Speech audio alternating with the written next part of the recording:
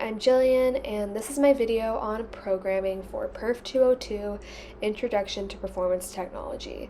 Today I am going to be talking about Pure Data, or PD, which is the music programming software we learned how to use in class, and I'm going to be talking about certain applications of it that I think would be cool to explore later on. So let's talk about programming. In class, we learned how to use Pure Data, or PD. Specifically, we learned how to use the vanilla version. I believe that there are more complex versions out there, but we learned how to use the most simple one.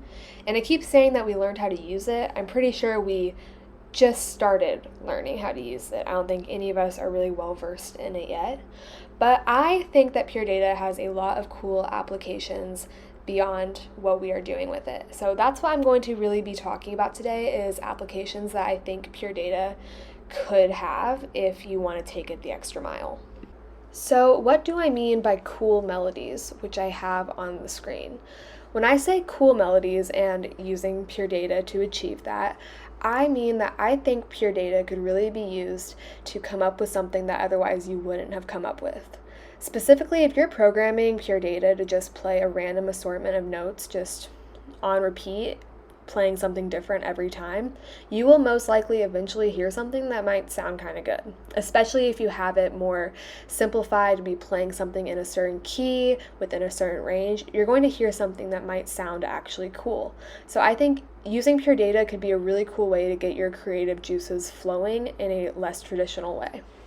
And then another application that I thought of almost immediately when we started working with Pure Data was jazz. I know next to nothing about jazz, but I think that a jazz musician could really benefit from exploring with Pure Data. Specifically, if you have Pure Data programmed to be playing just jazz chords on repeat, random jazz notes just randomly, which is what jazz is, it's random for the most part, I think that a jazz musician could really use that to test and strengthen their own skills, whether it's a singer who's scatting over the random jazz melodies that Pure Data's thrown at them, or maybe somebody who plays a jazz instrument like the saxophone. They could just be playing with Pure Data to come up with more music.